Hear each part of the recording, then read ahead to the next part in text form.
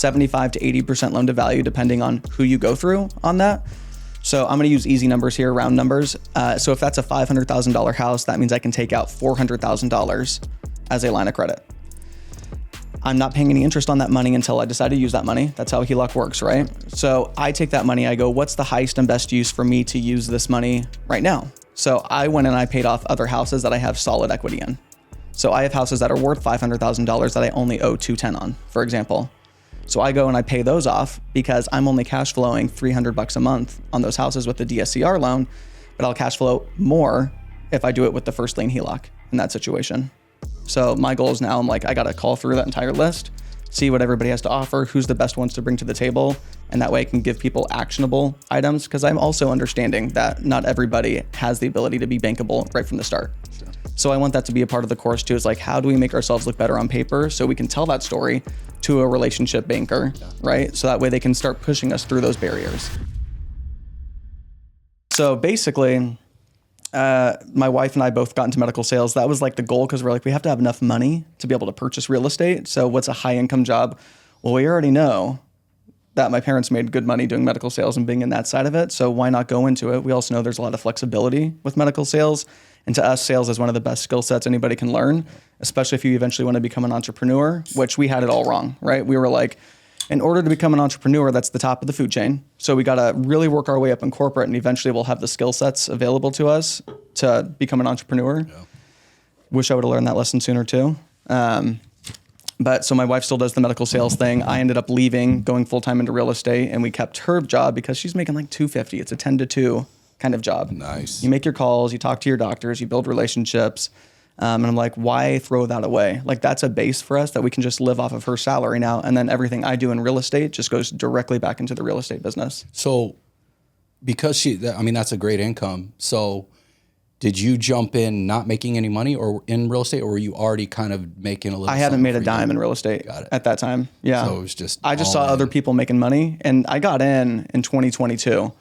When the market really started shifting. So it was the worst time to be getting into real estate too. Right. But the way I look at that, the entrepreneurial side of me is like, there's no better time. Yeah. Like everyone's coming out, like now's my time to come in. And if I can figure this out while things are going down, like I'm just going to rise to the top when things are going up.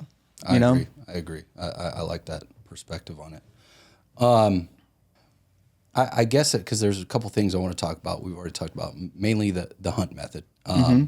But in terms of fix and flips, like for somebody who's just getting into fix and flips, what would you say are some things like they should look out for, red flags? And then I saw on one of the podcasts I watched with you, the Elm Street house. Maybe talk about that. The nightmare on Elm Street, dude. Yeah. Oh, yeah. So when it comes to fix and flips, if I was going to be getting into my first fix and flip all over again, if I could do this all over again, I would have most likely partnered with somebody on a fix and flip, somebody that is credible in the industry and knows what they're doing. Because for me, I had zero experience when it came to construction or real estate. I just knew that I had a really, really deep deal. So I was like, this is the deal to learn on, right? I might as well start doing things. And because it was so deep, I definitely over renovated it, but I did that with the intention of, okay, I need to gain a knowledge base of like what things actually cost. What does it cost to take out this wall that I know for rental purposes, because I ended up keeping that one as a rental. I know for rental purposes, it's not going to change how much I'm going to get in my rent, but I don't know what it costs to take out a wall. I don't know if something's load bearing or not. I don't know what it costs to trench the concrete or anything like that. Like there's just so much unknown if you've never come from this space.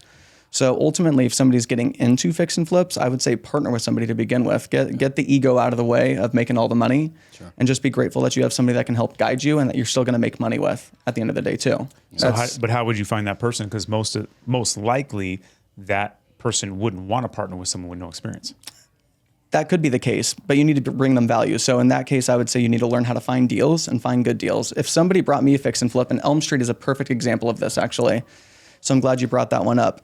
The dude that brought me Elm Street called me at 10 o'clock at night. It was an agent that's never fixed and flip in his life. And he goes, I want to get into fix and flips. I got a really deep deal. It's in the Maryville area. I want to partner with you on it. Will you partner with me? But I want to split the profits 50-50. And I was like, dude, I don't know. I don't know about that. I don't really do that kind of thing. Because I knew it was going to be on me to find the private money, right? To fund the deal, to run the project. He has no experience. And then I have to educate him on top of that. And he goes, well, I got the house for $85,000. And I go, oh, yeah, absolutely. Let's do it, because there's no chance that that's anything worth less than $400,000 as an after repair value. I mean, I could build a house from the ground up and still make a profit at an $85,000 cost basis there. So I was able to bring him in and show him the ropes of how it went. And he realized very quickly, because things started going wrong. Like, we call it the nightmare on Elm Street, because anything that could go wrong went wrong on that property. We had to get all new plumbing, all new electrical. We found out basically the only thing good about that house was the block structure that the house was. Even when it came to the roof, it needed all new trusses, all new roof. Wow. Half the house wasn't permitted. It showed on the county assessor as a 2,000 square foot house, was not 2,000 square feet. It was half that size. Wow. And the other half was an addition, which is annoying about the county assessor, by the way, that information's even out there. Right. But the whole addition that was made was completely rotted out. So we had to reframe the entire thing. And during that reframing process, because we found out that addition wasn't permitted, we got a stop work order. And during that stop work order time frame, which we got that permit pushed through in 2-3 weeks, it was incredibly fast. People came through and install all of our new plumbing and electrical that we had just installed too. So he was seeing everything that could go wrong essentially with a fix and flip, and it was too much for him. He's like, I don't want to be a part of this anymore. I've realized that this is not the direction I want to go. Would you be willing just to pay me out for bringing you the deal, essentially? So I was like, totally, dude. I shot him $25K and called it a day. Nice. But that's a great way to do it, is he brought me a deal, and I would have stuck out the entire thing with him and shared the profit with him, and taught him how it works. Because at the end of the day too, he may realize that he doesn't like to do fix and flips, but he can still find deals and bring me deals and realize he can make money on those deals too. Fix and flipping isn't for everybody. You have to have patience, right? You have to understand that there's more risk than just doing wholesale. There's a chance that you're going to lose money, and I've lost a lot of money on fix and flips as well. So somebody that's getting into it, I would say partner with somebody very experienced. And it's as simple as looking in all the Facebook groups and real estate investment Facebook groups in your local market. Arizona real estate investments, like search that on Facebook, and you'll probably find 3 or 4 groups. And then try to find the people that are actually doing deals, that are buying deals, and reach out to those people. Find them on Instagram, see if you like the way that they work, if it looks like they're super legit or if they're not legit, you know what I mean? You want to find somebody that can help guide you through that process and be okay with them making the majority of the money. Even if you're making 10% on whatever the return is at the very end, that experience is invaluable. And you mitigate your risk entirely of losing money, because you have somebody experienced that knows what they're doing, and they're going to tell you what numbers it needs to be at. Is that what you did at the beginning? It's not what I did at the beginning. No, that's if I could go back and do it all over again, I probably would have done that, and I would have saved myself a ton of money if I could have redone the whole entire thing. I'm grateful for the experience that I got, but I am somebody where I just kind of need to throw myself into the fire, and I do need to figure it out myself, because learning from somebody else, it doesn't hit the same as you making mistakes. It doesn't hit the same when you lose $50,000 on a deal. And you learn your lessons very, very quickly on what you did wrong. And you have this retrospective at the very end and being like, what could I have done better? What went wrong? What can I change for the next flip? Yeah, I agree with that so much. So recently it was probably 9-10 months ago now, but I got into wholesale, never done that before. And I partnered with somebody, and, I trusted that they were going to do the right thing. They didn't, and I lost a lot of money. I lost a lot of money on that deal. But what it did was, because I was determined still on real estate, whether it was wholesale or whatever, I was determined. So basically I had clients at the time. It was a whole probably different deal you never heard of, but I had to take care of those clients. I wasn't going to let them down. So basically I had to jump in with very limited knowledge. He was supposed to be the knowledge of real estate. I was going to be the marketing, bringing in clients, stuff like that, and had to learn it. And I've thrown myself into the fire in probably the last 6 or so months, and I'm glad I did, because I've learned so much through that. And then just having a base of business experience that we have over a lot of years, I think it just kind of compounded and fast, and I wouldn't change it. I completely agree with that. And I think that that's part of the learning curve of getting into real estate or entrepreneurship in general, is understanding what works for you as an entrepreneur. I am somebody that needs to be thrown in the fire. It sounds like you're somebody that needs to be thrown into the fire as well. A lot of people out there do need their hand held, and that's the best way for them to learn. And they don't have the confidence, and they may never take that jump to actually do it. So if you're that person, be real with yourself. Like just call it what it is, and be okay with not making as much money, and just know that, okay, at least I'm going to have more security in what I am doing. But pick the right partners too. Like, you want to vet these people out if you're going to partner up with somebody, and make sure that they're actually legit and that they're actually somebody good to work with, you know? Yeah. So what happened on Elm Street? Like, what was the end of it? Did you keep it? Or I'm selling it. It's about to go on the market like next week, truly. So it's still in it. I'm still in it. Yeah. That one's still going. Yeah. I think on that video that you're referring to, I was down to the studs and we were deep in it, and we had just got our permits approved. So we were finally getting everything going again with the work. But that deal is still going to profit around $150,000 net. That's crazy. Which is wild, because this guy that wanted to partner with me on it couldn't see it through. Right. And I'm like, dude, you're leaving this much on the table. Are you sure? Like, you're helping me. Yeah. You're benefiting me by doing this, but are you sure you don't want to see this entire thing through? And for him, he's like, I would just feel a lot more comfortable if I could just get out of this one. So did you, like, how far over budget were you on that one because of all the issues? Crazy over budget. So I was trying to keep that deal, because keep in mind, when we all walk fix and flips, when a wholesale deal is brought to us and we have the ability to walk it, 9 times out of 10, the house is a complete crap house. And this house was stacked to the brim with boxes. So all I could see is little bits and pieces essentially of the house. But from what I could tell, and from the experience that I had previously, I was like, this is a block build house. It can't be that bad. Things don't look like they're completely in shambles. I'm not seeing a lot of structural issues. And that's what I was looking for there too, is do we have foundation issues, anything like that? How bad could it be? So I had budgeted for myself $80,000 to $100,000, which is a very heavy renovation already. And we're going to be all in on that one, probably about $175,000. And you're still guessing a profit of 150. Oh yeah. Yeah. Cause we're looking to sell that for like 425 now, and we bought it for 85. Where was that? It's in Maryville. So it's Phoenix, and it's right next to GCU. So it's a super hot area for houses to sell, for family houses to sell. And we ended up adding an additional bedroom to this one, an additional bathroom. So it's going to be a 4-bed, 3-bath house, which really fits the criteria of what people in that market want, because they typically are going to have larger families in that side of town.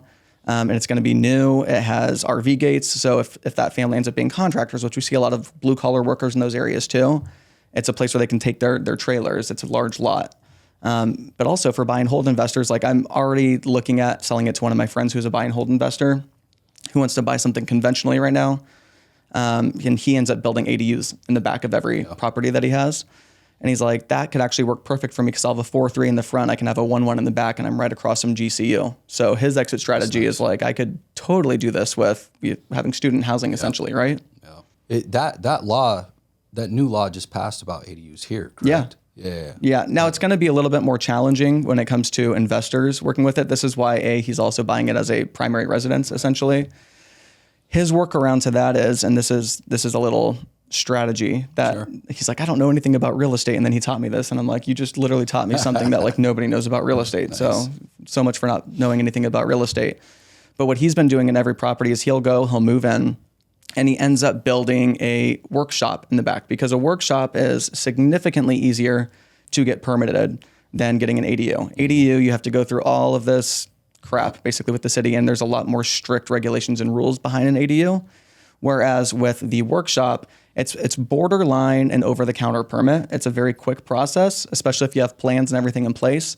And the only difference between a workshop and an ADU is that you can't have a range, meaning that a cooktop essentially range, but you can have an induction oven. So that's crazy. That's the workaround there. So essentially he's like, yeah, so I could put a full bathroom in here and have plumbing. I could run all of my electrical in here. I can have this be set up exactly like an ADU, and instead, like, the extra cost is me just getting an induction cooktop versus having an actual stove range. Well, that's not very much of a difference at all. You're talking about $500 to $1,000 difference, because induction is a little bit more expensive than what you could get at Spencer's as your cheapest, oven range, but that's worth it to me. Now, with that, like, is there any issues with like occupancy in it or anything like that? He runs them as Airbnbs. Now, if you get really, really into the weeds of that, I'm sure that you could get your hand slapped for a few things like that, but you can use it however you want. And then once it's built and it's there, you're way more likely to get that re-permitted it as an ADU and livable square footage down the road. I just did this in Mesa. I have a house that I'm getting appraised currently, and they had a workshop in the back, and I got that turned into livable square footage, even though it doesn't meet the requirements. Had I built an ADU, that they would not have allowed this, because this thing that's right in the corner of the lot lines. Like it is a part of literally the wall of the lot line and backs up into the alley. That's not how ADUs work. You have to have them way more More of a setback. more of a setback. Yeah. So your setback is only 5 feet with the workshop as well. And once it's there, the city is a little bit more willing to work with you on converting it. Kind of grandfathered in. Yeah. All right, dude. So, I mean, like I said before this, I kind of got introduced to you by watching podcasts with Kevin Cho. Yeah. And you guys were talking about the hunt method. So I am, I was just very intrigued by that, because that's like, you know, you hear all this stuff, creative finance and all that. That was like, I haven't heard anything like this yet. So if you don't mind, just kind of break it down. What is the hunt method? How does it work? So the hunt method, I love the hunt method, and I got into this, and I'll kind of give you the backstory of how I even figured this out. And I'm not saying I'm the guy that discovered this. I'm not saying that nobody else is doing this, right? I just hadn't ever heard of it, and to this day, I'm having a hard time finding people that have done this. But the way that this came about was, my business model is I work with seniors for acquisition. So I help seniors transition from their home over into an assisted living community or into a hospital, into a skilled nursing facility. Basically, they're no longer allowed to live at home. The doctor said you can't live here, and they need to figure out a solution on how they're going to get moved from one place to another, and they have no money, and typically their houses are in shambles. And that was the case with this seller as well. And she needed to move in 4 days into the community because the hospital was kicking her out, and she was legally not allowed to go back home. So her daughter reached out to me. Her daughter's like 60. Is like, can you help out? I don't know what to do here. I have an agent that said they'll list it at this price. I'm like, it's not going to sell in 4 days. Even if you got an offer the same day, it's not going to sell in 4 days. So your options are, and it was perfect condition house. It was great, actually. I was like, your options here are, you can sell it for a cash offer and I'll move quickly with you, or I can make you equity payments, is what I call them, seller financing.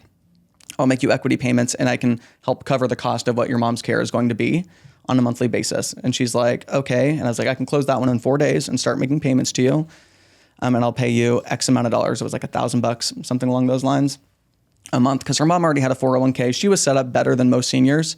So she was like, that works perfectly. We closed. She called me on that Monday. We closed that Friday. Her mom got taken out of the hospital over to the next community, started sending the money on a monthly basis. Everything was good. 0% interest, seller finance deal, 0 down. Like, that's a kick-ass deal for anybody already. And I was like, this is great for the rental portfolio. I'm going to lease this thing out at $1,800 a month. This is awesome. And then I got a call about 6 months later, and she goes, please, can you help me? Please, can you help me? My mom's level of care went up, and it's going to cost her more on a monthly basis. It's going to be $500 a month more. Can you increase the payments by $500? Now, in most cases, you would say no as a real estate investor, but with that being my business model, my reputation is still on the line too, of working with these communities that are referring their seniors to me. I need to do what's best for them and in their best interest.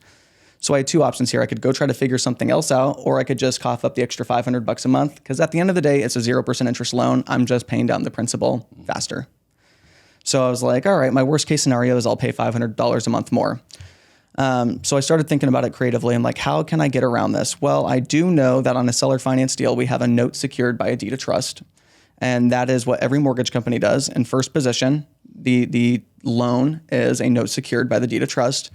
Can I move that note off of the deed of trust, and can I secure it by my LLC, or can I secure it by another asset that I own instead? Is that something that I could do? And would that make the house look like it's a free and clear property at that point? So I called around to 3 different title companies. I called around to a couple attorneys. I just wanted them. Was this house free and clear already? It was already free and clear. That's how we were able to do a 0% interest seller finance deal.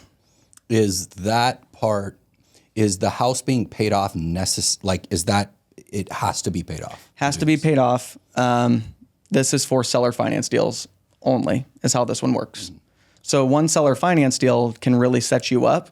But if there's a mortgage, an existing mortgage on the property, the mortgage company is not going to move the note off the property. They're not going to say, yeah, sure, just secure it by something else. They're not going to play that game. I'd love if they would. That'd be great. So the key is, and that's why you're targeting seniors, right? Who are more than likely going to be in that position where the properties are paid off. 80% of the seniors I work with have a paid off property because they bought them for $40,000 back in the 60s or 70s, and they've just lived there forever. You know, Well, based on kind of what you're talking, or at least what I've heard with the hump method, really it only takes one property. Because I imagine too, like, yes, the senior thing, you're going to have a lot higher chance of finding a house that's paid off, sure. But other than that, that's probably a very hard thing to find where somebody's actually going to sell it to you 0% financing, right?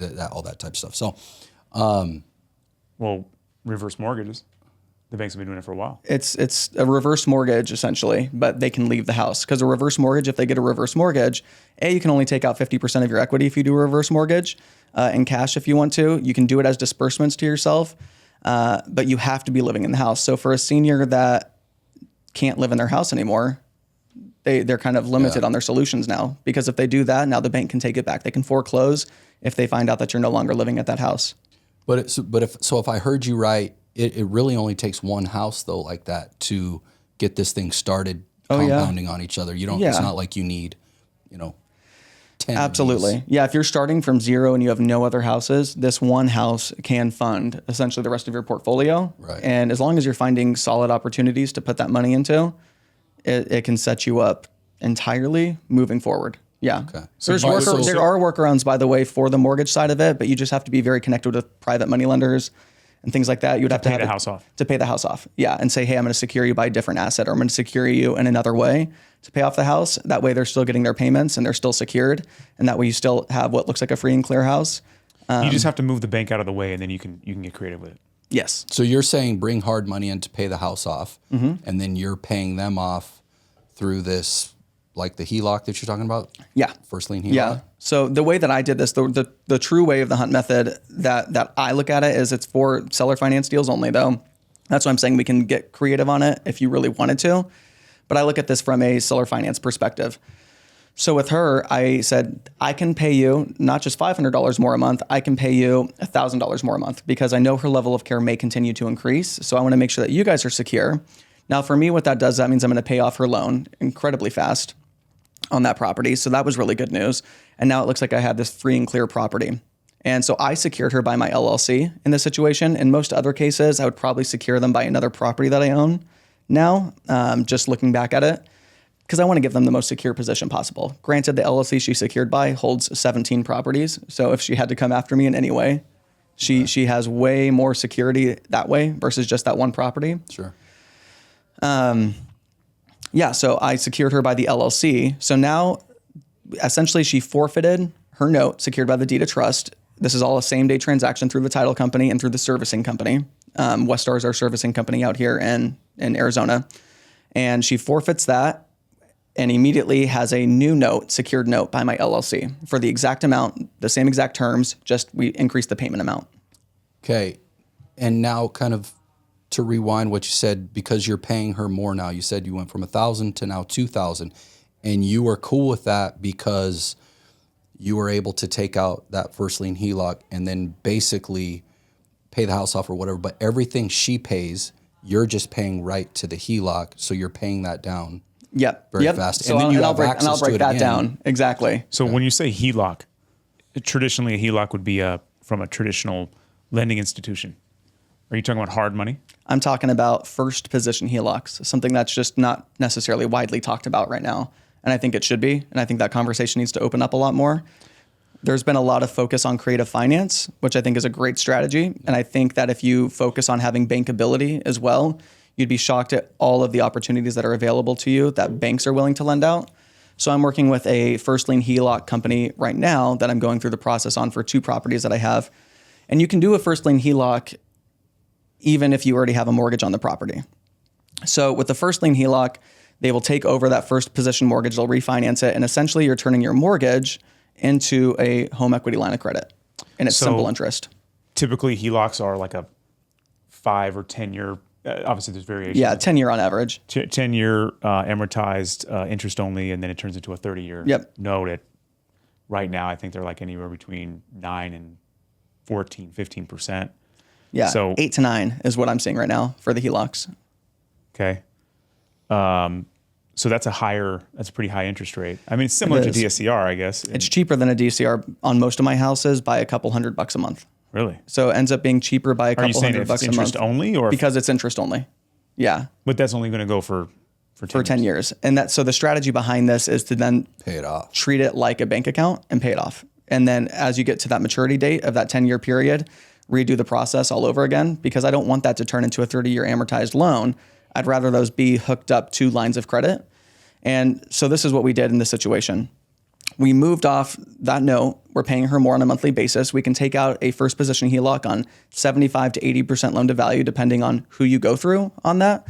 So I'm going to use easy numbers here, round numbers. So if that's a $500,000 house, that means I can take out $400,000 as a line of credit. I'm not paying any interest on that money until I decide to use that money. That's how HELOC works, right? So I take that money, I go, what's the highest and best use for me to use this money right now? So I went and I paid off other houses that I have solid equity in. So I have houses that are worth $500,000 that I only owe $210 on, for example. So I go and I pay those off because I'm only cash flowing $300 a month on those houses with the DSCR loan, but I'll cash flow more if I do it with the first lien HELOC in that situation. So you're paying off. You're taking the HELOC that has an interest-only payment, and you're taking, let's say, $200,000. You're paying off $100,000 that you owe on another property, increasing that cash flow. But now you have that interest payment. Now I have that interest payment, but it's going to be cheaper than what my DSCR payment was on those properties. Because right now in today's market, the DSCRs that I have on some of those houses are 7.5% DSCRs, and I essentially everything that I pay to that I don't have access to again. So I still have access to more capital behind that as well. So even though I have a $400,000 line of credit, I still have, I'll just use easy numbers. I still have $200,000 available to me. I can go use that for fix and flips. I can use that to make more money in other places. I could lend it out to friends that I know that do fix and flips at 12%. Because with DSCRs, typically you're putting 20% down, that money's gone.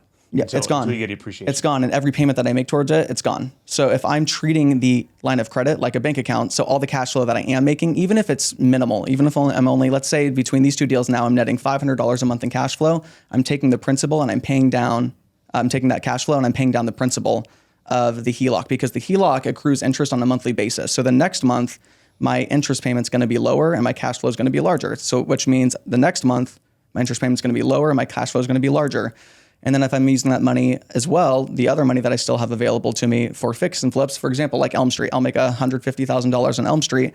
I go pay down the HELOC at that point because I still have access to that capital and I've just lowered my interest payments on a monthly basis now.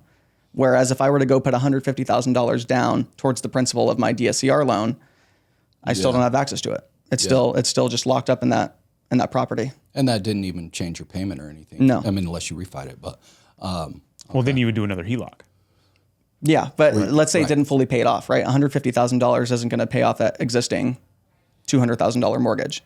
So I'm like, cool, I have another $50,000 to go, basically is what it would look like. So I treat it like that, where I'm trying to put everything in there because it's lowering my interest payment on a monthly basis then. So the key for you is free and clear homes. Free and clear homes is the key for me. And access to capital. And access to capital. Like immediately, like go to the ATM and pull out cash from a line of credit whenever you want to go buy whatever it is, whatever you want to do. Yeah, I have close to a $10 million portfolio worth of real estate across the board. They're all higher than average homes that I decided to keep. So in that case, if I have easy numbers, if I have $10 million worth of real estate appraised at $10 million, that's essentially $8 million worth of lines of credit that I can get, $7 to $8 million worth of lines of credit that I can get. To me, having the access to the capital is wildly important, and I can do anything at that point that I need to. I don't have to rely on having other private money lenders. It's going to reduce, if I'm buying fix and flips, the cost of buying the fix and flip. I'm not paying the hard money company anymore. I don't have the origination points anymore with hard money. It ends up saving me a lot of money because I have a flip right now in Flagstaff. Right now, just in interest payments alone and what I've paid to the hard money company, we're at like $40,000 just to the lender alone that the lender's making off of this. That could be another $40,000 essentially that I'd keep in my pocket by leveraging the line of credit. Yes, I still have interest payments. I get that. Well, you have interest payments and you also have origination fees every time you open a new HELOC. The HELOC lenders that I've worked with do not have any origination fees. Okay, need those names. Yeah, they don't make a lot of money off of the HELOCs. Their goal is to eventually get you into DSCRs and things like that. Right, because then you're locked in. Right. Yeah, they're trying to get you access to capital, so they're like, then you can do more deals. So then you're talking about DSCR with those guys. So those aren't traditional lenders then. No. So then they're not gonna. Is it the same with the HELOCs that you're using? Like it's not like taxes and all that stuff that you got to have. Is it still based off the asset or? It's still going to be based off of the asset, and you still have to, no matter what, you still have property taxes, you still have insurance that you have to pay. You're going to pay those things separately instead of it being looped into an escrowed mortgage, just like if you had a free and clear house. So those things are still factors in it, definitely. I mean, in terms of getting the loans, like a DSCR, obviously a DSCR, it's just based off the asset itself, the rents, whatever. The HELOC. I see what you're saying. Yeah. Yeah. So the HELOC, that can get a little bit tricky. And this is why I always preach bankability. I'm lucky enough to have a really good credit score, and my wife has a W-2 job. So for us, we still have the ability to pivot and use each other as we need. But I think a lot of people need to also focus on having bankability and having a good credit score, and having banks have the ability to lend to you. We've been in this world for the past, I'd say 2 or 3 years now, since Pace came to the table, Pace Mortgage came to the table, where it's like, I don't need any credit. I don't need any cash. I can buy houses for free. And I'm like, that's great. And it's a great strategy to get started. But truly, if you have bankability behind you, your ability to scale is infinite. It's huge. Yeah. So if you look at investors locally in Arizona, like Zach Keeps, who has 300 plus properties, and he's 15% levered across all of those properties, and he has a line of credit attached to every single property, how much availability to capital does he have? How fast can he move on deals, right? He can go stroke a check and buy a deal the next day, so long as, title says you're good to go on it. But as soon as title gives you the clear, you're not waiting for any other banks. You have the ability to move quickly. You can move faster than anybody else. And he preaches that too. So it's the whole Robert Kiyosaki. It's like, get in as much debt as possible. Truly. Right? It's like all it is about acquiring debt. Truly. That's how people get wealthy and have. And now you're buying everything with debt too, right? So if I'm like, cool, I have 20 free and clear houses that bring me $50,000 a month of cash flow, but I have access to all this capital, and I want to go buy myself a brand new Escalade for $150,000, and I want to buy my wife $50,000 worth of Dior and luxury goods because she's feeling spendy that day, or whatever the case is, right? Let's say it's a crazy world, and I drop $200,000. I have it all on a HELOC. I slap it on the HELOC. The cash flow is going to pay all that back, and I just cycle it all back in. And I'm purchasing everything with debt versus my actual money that I'm making, and the actual money that I'm making now, once things are paid off as well, ends up going into other investments. In that sense, because it's like that infinite money loop. It's like, what is it, like the whole life insurance thing? It's like whole life, yeah. It's kind of just looping the money back around. Yeah, and we do the whole life policies too. We do the infinite banking and all that kind of fun stuff. And you can essentially think about that. So I could go put, in that case, because it grows uninterrupted compound interest, right? When it comes to the infinite banking policies.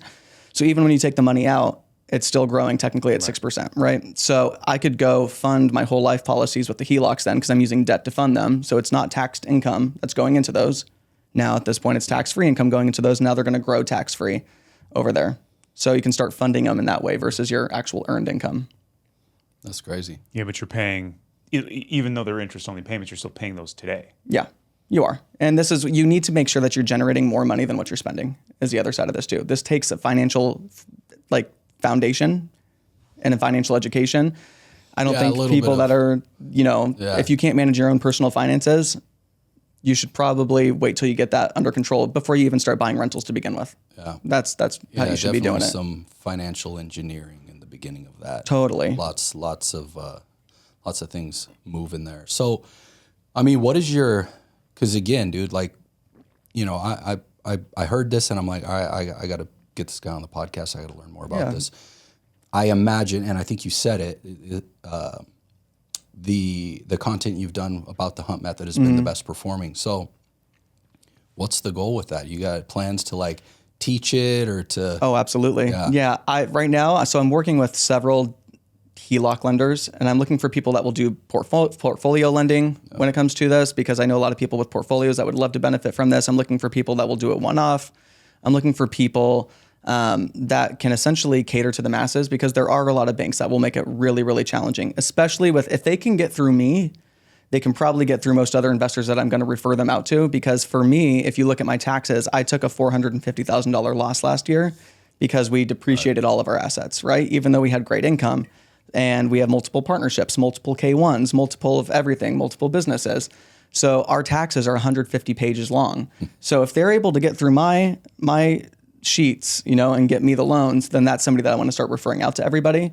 But ultimately, I want to start really educating more on the bankability side of things. And I want to get deeper into that world, because there's so much that's available to us and it's just not wildly talked about. There are people in the marketplace that understand bankability, and have these, but they almost keep it like a secret to themselves. Not that they're trying to gatekeep that information, but they're just not talking about it.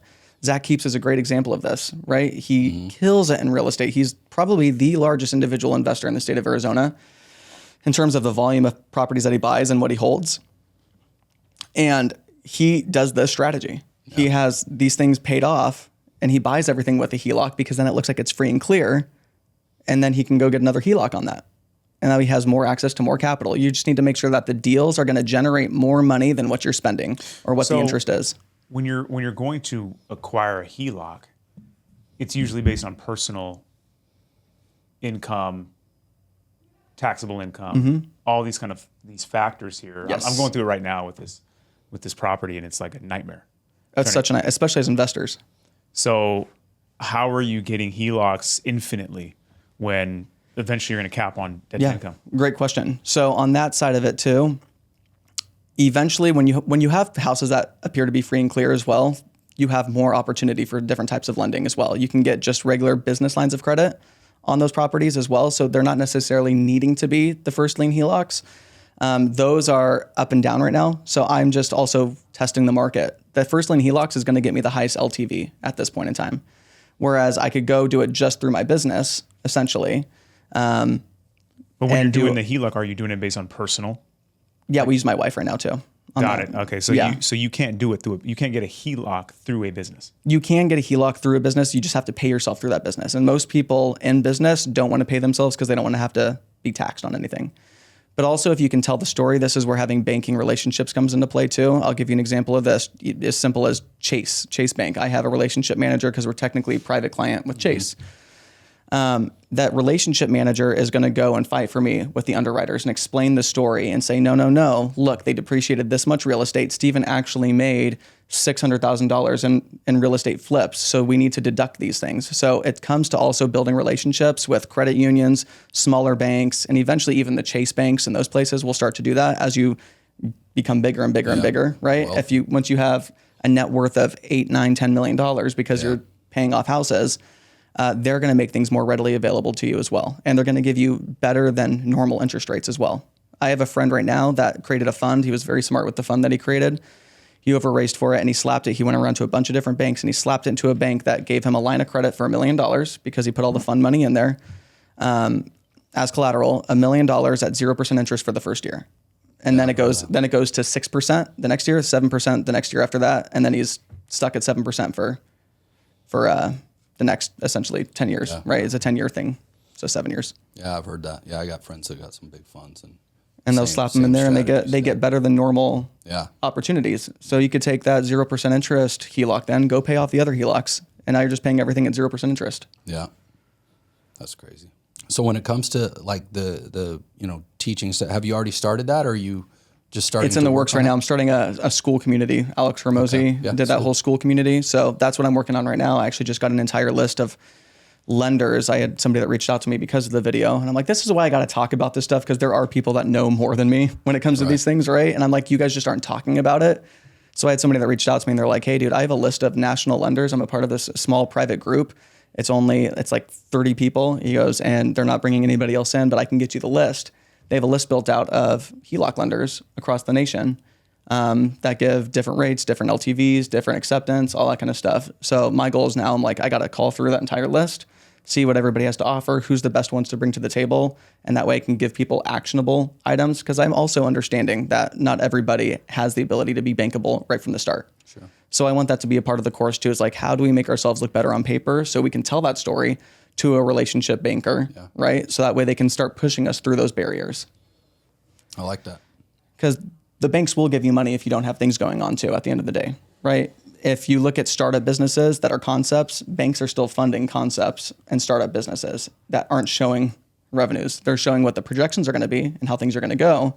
There's opportunities for that. There's a risk tolerance to that where they're banking that only so many of them are going to bankrupt on them.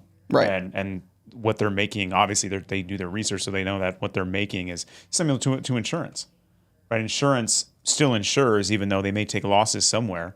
They know that aggregate is they're making money hand over fist. Entirely. Right. It's the same thing. I mean, their banks are doing that. So yeah, I think anyone has access to capital if they just push and go to get access to capital. You can be a new business, open up credit cards, and then boom, you have capital. Last year I took out $200,000 in credit cards at 0% interest through Chase. I had my banker friend do that, and I was like, hey, I'm going to do it across these 4 different businesses, because they will only give you that one type of card for essentially the one business. Right. So I'm like, okay, so let's do it against 4 different businesses, and I ended up using those credit cards to fund rehabs, to fund a bunch of different stuff. And I'm like, cool, I just borrowed money way cheaper, and then those were 20-month terms. They're just about done, and then I will go back and I will do it all over again with a different card offering that they now have, you know? Yep. I've done the same thing. You got to get creative with those things. Yeah. Yeah. And that too, you know, like there's, you know, you got all the Instagram guys out there, the funding guys, and, you know, they just basically get you 0% interest credit cards. And then they charge you. They call it a line of credit, but I'm like, yeah, I guess it's a line of credit for a very short period of time. Get 150 credit cards. Right. I mean, that's kind of, you know, what I did when I started learning about that stuff. I have stacks of credit cards, but it's like at that time, it's like, I'm like, okay, I want to get this. This is cool. Get access to capital, but then I had nowhere to put it. And then it was just like, and I'm just wasting that 0% interest. So, but I love that strategy where it's like, yeah, you know, make sure you have somewhere to put it. It's going to generate you money. It's not a novice strategy, right? If you're just getting into real estate, if you're just getting into entrepreneurship and business, that I'm not recommending that you should go straight into this. You should have, again, some level of financial foundation of what you're working with here. And for me, the way I'm looking at it is that the reason why, and it makes most people cringe when it comes to me wanting to pay off my house, is they're like, why would you do that? Just let the tenants pay them down. Like, do it this way. And I'm like, because I see what's available to me. I'm like, if I go hard over the next 2-3 years, I'll have this entire portfolio that I own currently free and clear, paid off. I'm out of the rat race. Like, I now have only cash flow coming through to me, and I have access to all of this capital. Like, my opportunities that are available to me are essentially endless. Why would I not want to put myself in that position? Why would I want to wait the next 30 years and let these pay themselves down? So how did you figure out to target retired communities for this model? That's a great question. So I got into real estate, right? I quit my medical sales job, and I started doing what everybody else was doing. I hired VAs. I started cold calling myself. I started going and door knocking. I was like, I'm going to do what everyone else is doing so I can find deals. And I was having such corporate conversations with all the sellers because I've been used to doing B2B corporate sales for my entire professional career. Before that, I did software sales. Before that, I did staffing. So it was only talking to executives and VPs and CEOs and trying to pass things through. And I was coming off it almost seemed slimy to them, I think, because I was coming in with such professionalism. Not genuine. Yeah. Because that's what corporate people want. They're like, he was professional, he was punctual, he was this, he was, buttoned up. That dude was polished. That's who we want to work with. Meanwhile, it looks sketch to somebody that's like not used to being around somebody that's polished in that way. Right. So I was like, I hate this. I'm like, plus I'm grinding every single day to do this, and I don't feel fulfilled with it. Like, this is just a grind for me. I just got myself another job. What can I do that I can utilize my skill sets that I currently have? Who are the sellers that I have talked to? Who do I see pain points coming in with? I'm a huge personal finance nerd as well. So I just look at economics. I look at all these things, and I was looking at the economics of seniors, and I realized that I was talking to a lot of seniors, as a lot of wholesalers do. And realized that the majority of seniors in America have less than $1,000 to their name. But what else do the majority of seniors in America have? Most of them have, 88% of them have paid off free and clear houses, because they bought these houses for nothing back in the day, and they were taught, just pay off your house so that way you're good to go. So I was like, I wonder if it would work if I create a business around helping seniors afford long-term care by leveraging their properties. Whether that's making equity payments to them, whether that's taking over their mortgage, whether that's making a cash offer to them, but helping them afford care. And as I started doing more research and more due diligence on this, I realized that it was actually a business solution for the assisted living communities too, because it's a highly competitive market. And it's very difficult for seniors to transition. Once they're told, hey, you got to go to assisted living, it takes on average 6 to 9 months for them to make that transition, because they don't know what to do with the house.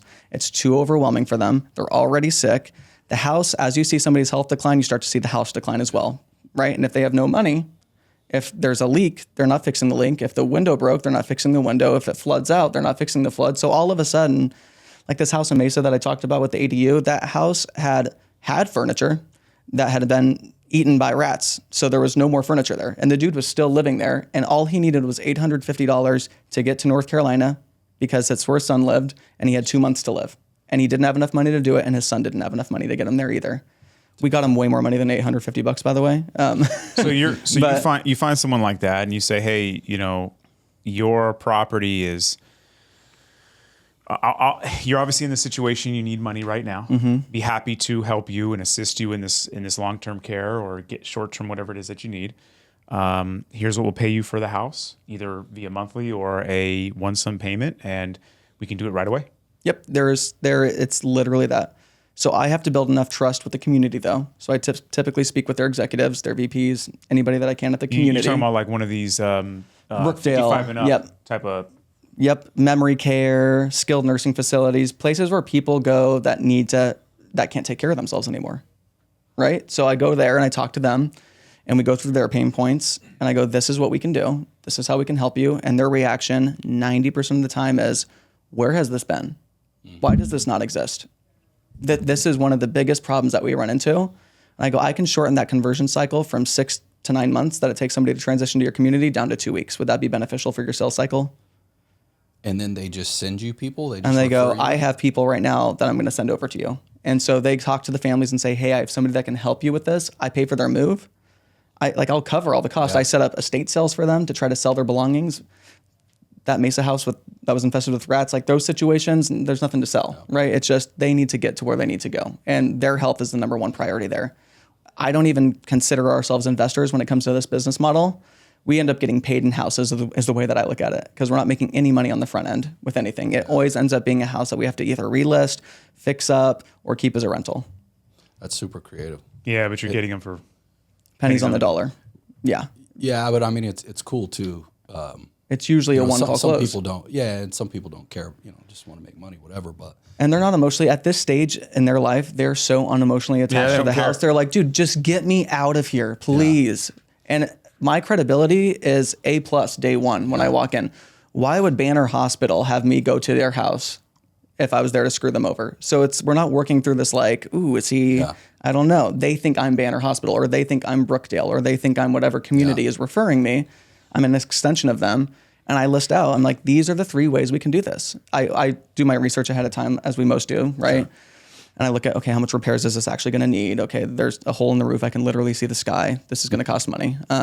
So I look at this, and they know. They're not like, well, this house, they're not trying to sit there and negotiate. They're just trying to get a result. Yeah. And I just want to make sure that they have the best tools and solutions available to them without any pressure, and say, which one makes the most sense to you? Here's the cash. Here's what you can get on a monthly basis. If you want to list with a realtor, my best friend is a realtor. He'll cut his commission in half so he can save you money on the fees there. But here's the work that needs to be done if you want to get it on the market. Which ones make the most sense to you? Which one do you want to do? And usually they say cash. Yeah. They want to get cashed out or monthly? They typically want to get cashed out. Yeah. They're like, give me a quick cash offer. That's fine. Yep, $200K, I'll do it. And I ask them, what do you think is fair for this property? Like I want them to tell me. How's that work though? And not necessarily that it's your responsibility, but like, because they would still have, if you just cash them out $200K, they're going to have a major tax implication there. They could have a major tax implication there, right? They may have capital gains available to them. I also assess those things and say, where do we need to buy this? Hey, if I give you $10,000 less, you're going to be below the capital gains limit, and it's going to save you more money.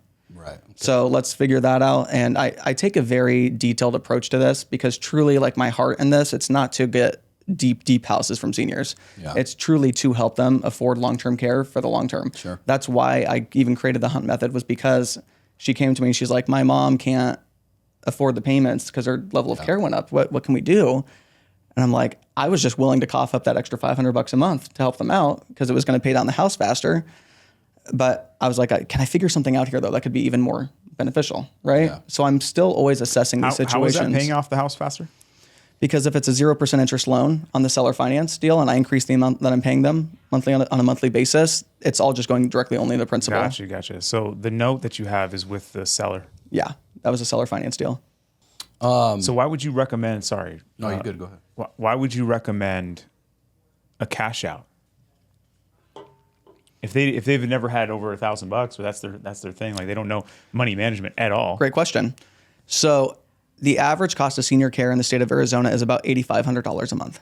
And if most people, don't have that kind of money, most of the kids don't have that kind of money. That lady that I'm talking about right now, luckily she had a pension. She had a 401k. Her husband set her up, but she was still short just a little bit. Her daughter works at Walgreens.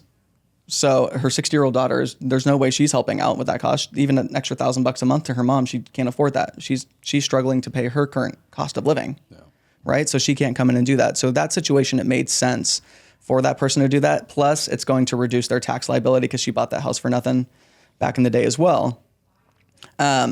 Most other people want all the cash up front because there's something called All-Tex. It's essentially the state Medicaid for seniors affording care.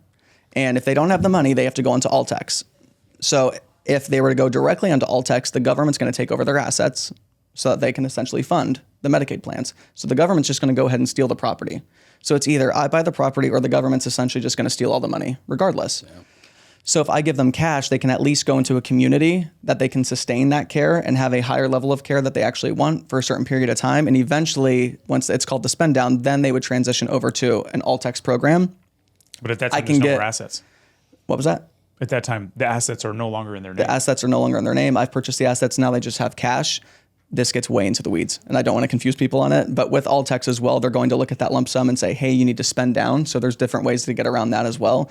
There's things called a Miller's Trust where I can then put that money into a Miller's Trust, and then it's protected. So the cash now is being dispersed to them on a monthly basis through a Miller's Trust. But if I can get them a $400,000 offer as a seller finance deal, comparatively to a $200,000 cash deal, that would make the most sense for them because they're going to have more money to live off of for a longer period of time. But if the house is in shambles and they just need the cash now, like it doesn't make sense for me to go give them $400,000 seller finance deal if I still have $100,000 worth of work that I have to do to the property because then I have to go find additional funding. I'm not going to be able to resell the property at that point in time.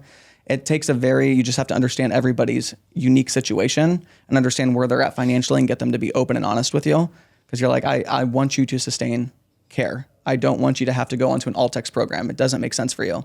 And All-Tex the Medicaid program will not approve them if they're making too much money as well, which is super lame. Right. Crazy. So there's some nuance here. It's not just as simple as the surface. I tried to make it sound very simple so everybody understands the concept of the business to business portion of this, and that's what I'm considering it. This is also going to be a part of that school community is generating leads through other businesses. The idea behind that was, okay, they're already spending millions of dollars a month, all these communities, on marketing to bring in the leads that I want, essentially. How do I get them to send me their leads? You can do this with restoration companies. You can do this with plumbing companies. You can do this with literally almost any industry that touches real estate because they're seeing people that are in these distress situations, right? And how do you get them to generate the leads for you? Every single industry is going to have their own nuances, though, as well. It's like I told you. I mean, that's what we do. We own home service companies, so we're with homeowners every day. And I'm sure you go to some properties, or your guys go to some properties, and it's like, now these guys don't have the money for this $10,000 repair when the plumbing blew out, and insurance isn't going to cover this. Like, what are they going to do? Right? All the time. So if that's the case, it's like, okay, well, refer it to us then, and then we'll use your home service company to fix it up. Yeah. So now the home service company isn't losing that money. Right? I'm shortening the sales cycle when it comes to the assisted living community. So everybody's still getting the results they want. And then we end up getting a house. Right. Yeah. Makes sense. Yeah. I like that a lot. Cause I mean, especially in the neighborhoods we work, I mean, it's all day, every day. I'm sure if we like actually focused on that, which would be kind of hard, but it would probably be 10 a week. And the cool thing with home services is that you could actually pay those companies a referral fee as well. I could be like, hey, I'll drop you $5,000 on top of that too. I'll use your company to fix up the plumbing or to do whatever. And then I'll also throw you guys an extra $5,000. When it comes to the medical space, I understand the medical space. I came from medical sales, right? My family's all in medical, like we talked about. You can't give kickbacks. There's something called the Sunshine Act. It comes off as a bribe. It comes off as you're, doing that. So you can't do those types of things. So I have to build the value of taking care of their seniors and shortening their sales conversion cycle. Now I can sponsor like a luau for the seniors.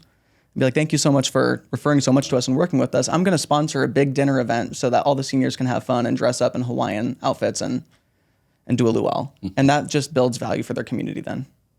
Yeah, I like it. Where do you think, obviously if you watch the news, doom and gloom, like recession, where do you think housing market is going to go specifically in Arizona, but in the U.S. as well? You probably know him. I can't even, I don't know how to say his last name, but his name's on Instagram. It's Logan something. He's like a housing economist. And Yeah, I know who you're talking about. he's kind of the opposite. He's like, shows all the numbers, and it's like our numbers are way better in pretty much every category than they were like 2008, where if you watch the news, Truly. it's like, no, it's about to crash. It's worse than 2008. Yeah. Where do you think it's going to go? I think it's still too early to tell on any of this kind of stuff personally, and I don't have a crystal ball. None of us do. But the way that I look at this is I'm like, people that are looking at this saying, hey, there's a shortage of housing. I think that is, so there can't be a crash, right? There can't be a crash because we have a shortage of housing. I'm like, I think that's a little short-sighted. And we're just looking at that from the real estate perspective. As the cost of money continues to rise, right? And as inflation continues to rise and it puts strain on families to be able to afford things economically, we have the rates going up. Other companies do exactly what we do as real estate investors. They borrow money and they use lines of credit to run their businesses.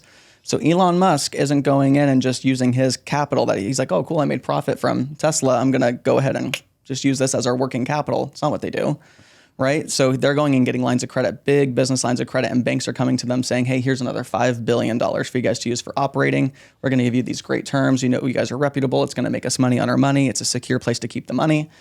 But as that money gets more expensive, right, and they're forced to become more expensive because that's what the banks have to do because that's how they're getting paid out because they have them against government-insured bonds and things like that, it's going to put strain. And at that point, now we have to look at reducing human capital in those organizations because the cost to operate is going to be higher. So how do we reduce our cost to operate? We're going to now reduce our amount of human capital that we needed. So as the rates were low, we saw all this economic boom going up because people could borrow money for almost nothing, right? Let's hire, let's bring people on. And now we're starting to see it. It's not talked about quite as much. We're starting to see layoffs at major organizations. We're starting to see organizations cut 2,000 employees, 5,000 employees, 3,000 employees.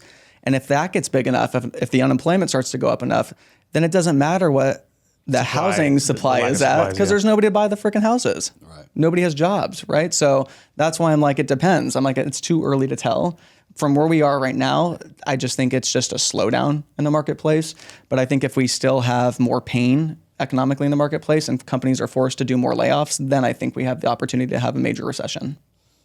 Has that affected any of your decision making in flips? Are you seeing yes. any slowdowns or issues or whatever? Yeah, I stick with starter homes right now. Whereas before, my favorite part of real estate is like the creative, like design aspect of a house. Like I'm like, ooh, I'm gonna do green cabinets. I'm gonna do freaking slat wall over here. Like this is gonna be so sick. Like I love the creative process of like putting together a beautiful, beautiful home. Passion projects, I call them. Right? Love doing that. I have totally stepped away from passion projects and I'm sticking with starter homes right now because I see and I've felt the pain of my houses that are $550,000, $600,000 plus just sit on the market longer. And I get it. Like I had a house that sold for $700,000. It sat on the market for quite some time. And like I did the math on that when the rates were at the peak and I was like, dude, this is like a $4,200 a month mortgage for this house in Tempe that like, it's pretty, but like $4,200 a month, like that's like who's making that money? There's not a lot of people making that kind of money in America. Yeah. Yeah, it sucks, man. Because same thing. I have those conversations with my wife all the time.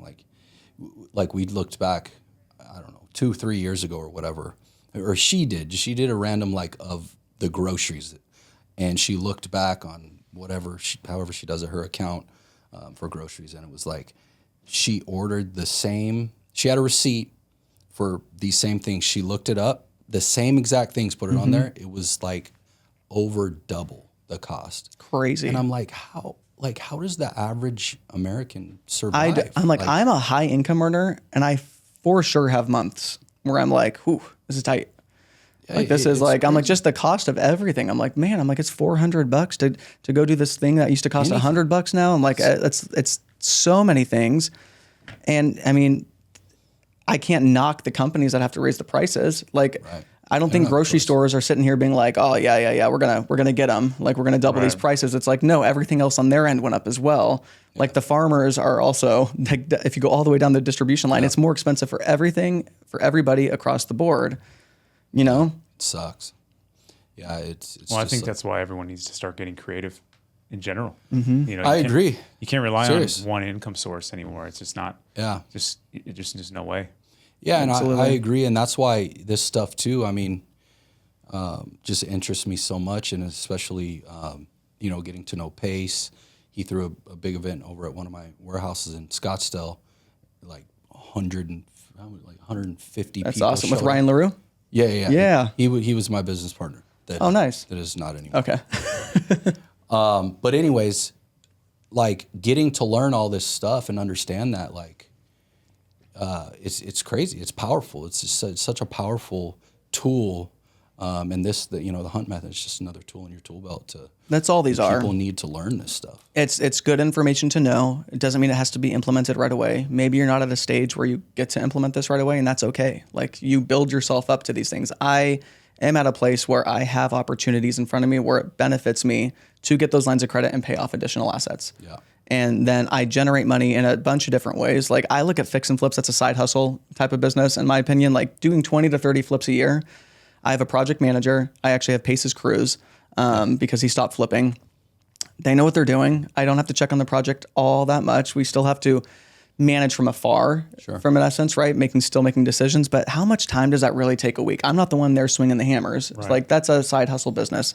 And then I have a property management business. In that business, I'm not the operator of that business, right? That's where I just came from before I arrived here, and checking in with everybody. Does everybody have what they need? What's the next step? What's the next size of the scale that we can do? And just figuring out all these different ways that you can start generating more money.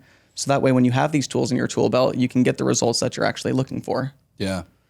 I think we're wrapping up here in a minute, but talking about your property management business, I think I heard you talking about it a little bit on another podcast, but is the whole idea of that to have an exit on that? Yeah. Eventually? Yeah. And the whole purpose of that property management business to begin with, private equity loves property management right now. It's a monthly reoccurring business with contracts, like 2-year contracts that you put people in. It's $200 to break a contract. It's not anything crazy. Sure. If somebody didn't want to work with us anymore, it's not like they're locked in and they can't ever leave us. But it's still something on paper that shows private equity, hey, we're going to be generating this much money. Yeah. And with our resources, we can, optimize this even more. Private equity is very, very interested in property management right now. But a big piece of that too was I needed to solve my pains. Sorry. Sure. And when I got into real estate, like I said, was 2022, and the market was going down, interest rates were going up. So deals that I thought were going to cash flow like crazy, all of a sudden I'm sitting there and I'm like, this isn't even going to work as a long-term rental anymore. Like, I went from $600 a month in cash flow to now I'm going to lose $200 a month. Like, I need to figure out something else. So my best friend was my property manager, and I started making him figure out all the other exit strategies. I'm like, I need you to do Airbnb. I need you to do midterm rental. I need you to do group homes. I need you to do assisted living. I need you to do all the things. And he's like, dude, property managers don't do this. Like, I can do long-term rentals, or I can go somewhere for short-term rentals. And I was like, well, hold on. What if we loop it all in together, right? And what if we become that property management business that can be consultants, and we elevate the property management space? Because it's true. They're mostly mom and pop shops. Like, it's such an archaic industry. It's ridiculous. Like, the accounting softwares, people just suck at property management. Mm-hmm.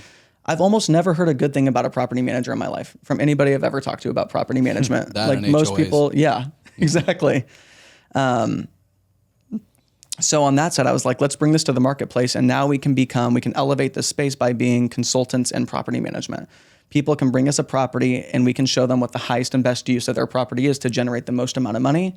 What's the most secure for them? Which one makes the most sense based off of our analysis, so we can guide investors. Because most investors that I meet, they get a rental property because they're so eager to get a rental property. And it's kind of like the quote that I hear, if you guys have ever seen the Batman movie with Heath Ledger, there's a scene, and he's like, the Joker's like, the dog always wants to catch the mailman. He goes, but they never know what to do with the mailman if they actually got him.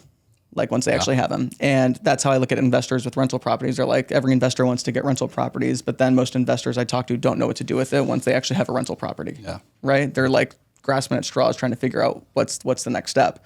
So now we can essentially take over that entire next step for them and get their properties performing at the highest and best for those individuals, right?